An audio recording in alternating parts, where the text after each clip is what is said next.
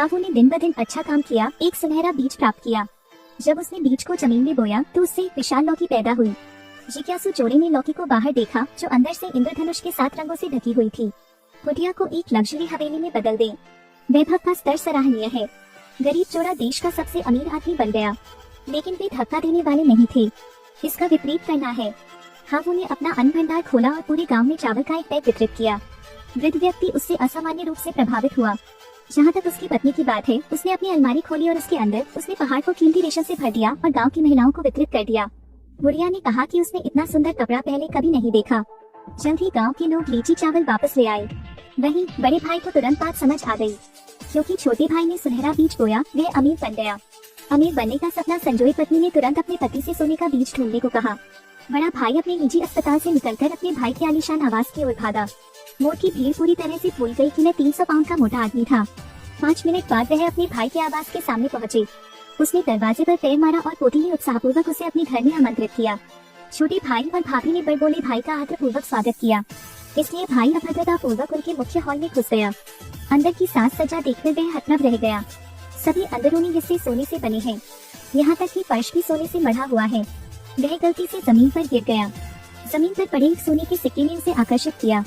दांत काटना निश्चित रूप से असली चीज है। फिर मेज पर सोने से जड़ी एक तिजोरी थी। वह चुपचाप उसे घर ले आया। जब मैंने उसे खोला तो उसके अंदर सोने के सिक्के भरे हुए थे। पत्नी तुरंत बहुत खुश हुई। तब उसने अपने भाई से कहा कि वह उसके लिए अबाबील का बीज बोए। जब तक वे निगलने वाले को सुनहरा बीज लाने पर मजबूर करते हैं, तब तक वे अमीर बने रहेंगे। अगले दिन उसने अपने बरामदे के नीचे 3 पक्षियों के घोंसले बनाए, लेकिन हमेशा की प्रतीक्षा में कोई पक्षी घोंसला बनाने नहीं आया। सभी निगल हावू के घर में उड़ गए। मिशन भाई अपने भाई के घर गया। वह एक पक्षी के सामने घुटनों के बल बैठ गया और उससे अपने घर आने का आग्रह किया। अपने घर में निगल के उड़ने की प्रतीक्षा करते हुए उसने सांप को पकड़ने के लिए एक बोरी ली और इस दृश्य का अनुकरण करें, और वह तुरंत मदद के लिए पहुंच गया। लेकिन यह सांप ही अजीब है जिसने निगले हुए मांस को न खाने की ठानी है। बड़े भाई ने सांप के सिर को बांधने के लिए रस्सी ली और उसे आगे खींच लिया। क्योंकि सांप की ताकत बहुत ज्यादा थी, बड़े भाई को छत पर खींच लिया गया। घोंसले में 2 छोटे पक्षी भी गिरकर मौके पर ही मर गए, लेकिन उसने फिर भी हार नहीं मानी। उसने अपने पैर से रस्सी पर पैर रख दिया। गुस्साए सांप ने तुरंत उसकी गांड पर डस लिया। पूरे आंगन में चीखें गूंज उठी। पत्नी ने यह दृश्य देखा तो तुरंत उसे घर में ले जाने के लिए आंगन की ओर दौड़ी। उसने उस स्थान पर जोर से थपथपाया जहां उसे काटा गया था, इस उम्मीद में कि काटने से चोट के निशान साफ हो जाएंगे। उसने कोई वादा नहीं किया। स्वर्ण बीज पाने के लिए उसने छत पर चढ़ने के लिए सीढ़ी उधार ली। घोंसले में एक पक्षी को पकड़ो, उसका पैर तोड़ दो, फिर इसे जमीन पर फेंक दे। ऐसा करने के बाद उसने निगल के खाब को भरने के लिए करुणा का अपना हृदय खोला। अबाबील को इसका मतलब समझ नहीं आया, लेकिन स्वर्ण बीज प्राप्त करने का यही एकमात्र तरीका है।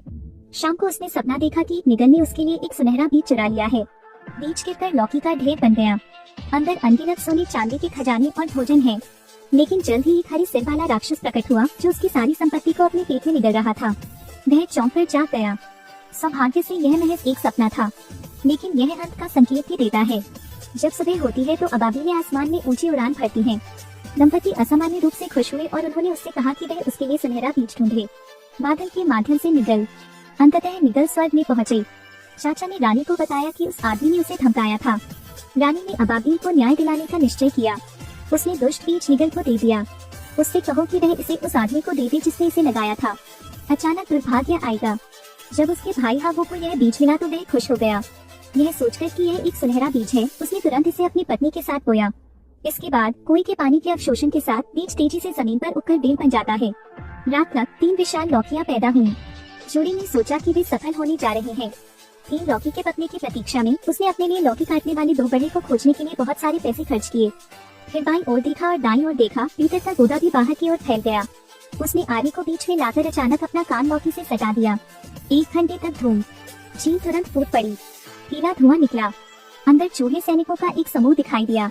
उन्होंने भोजन की मांग करते हुए उसे घेर लिया।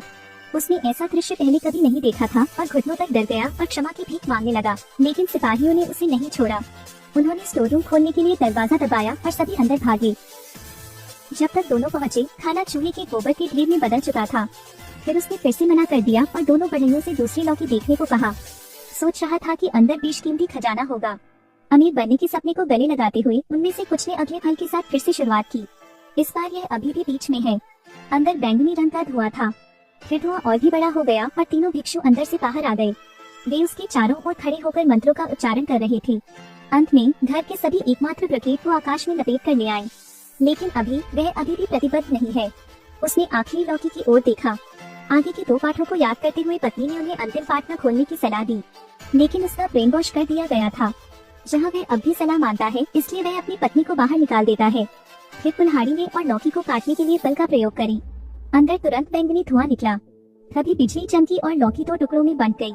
अंदर से एक बैंगनी बिल्ली बाहर निकली। डरा हुआ जोड़ा लौकी के छिलके पकड़कर भाग रहा है, लेकिन योगिनी बिल्ली ने उन दोनों को छोड़ने का इरादा नहीं किया। झपट्टा मारकर उसे काट लिया। आपातकालीन क्षण में वह कमरे में भाग गया। चिंपैंजी भी गुर्राने लगा। पूरे घर पर 708 बार प्रहार किया गया। यह जल्द ही खंडहरों का ढेर बन गया। दंपति चिल्लाए और दरवाजे से बाहर भागे, लेकिन चिंपैंजी दरवाजे में फंस गया था। हिलने डुलने में असमर्थ था। पागल बिल्ली को इस तरह देखकर ये कपल इतना डर गया कि बेहोश हो गया, और चिंपैंजी भी धुआं बनकर गायब हो गया। अंत में लालची भाई घर के आखिरी हिस्से में टूट फूट कर गिर गया।